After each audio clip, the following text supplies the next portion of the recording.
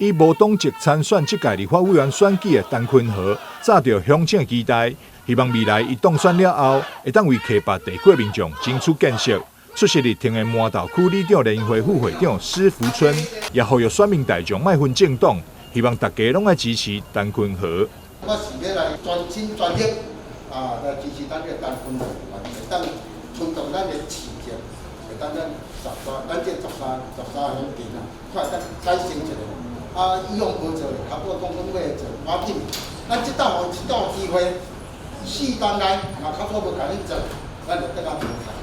若是有，咱继续来支持，莫分政党，我莫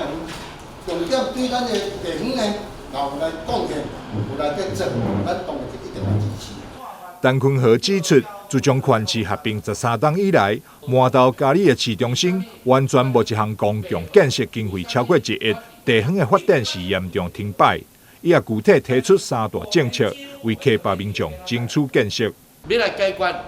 咱的溪南溪北变脸化上好的问题，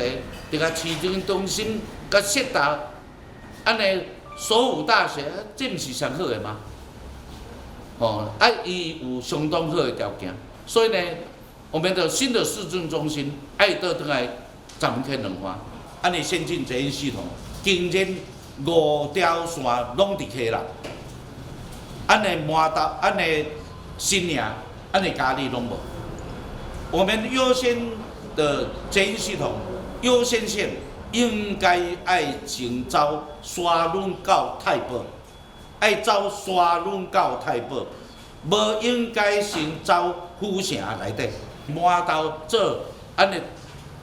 单平这个外环系统，和麻豆的外环系统全部拢完整。咱的84号道路嘛是有够奇怪。咱的麻豆做到下营交接车，咱过西去，到客家转去啊，昆大家算的这个路线差不多4公里无够，所以呢，咱的84号道路两边的快车道、侧车道呢，应该爱紧来甲执行。陈坤和站文竞选总部5日上午9点半，将伫咧麻豆区的新兴北路中正路口成立。陈坤和希望市民大众做伙来参与，用行动支持无党正派候选人。记者张世伟采访报道。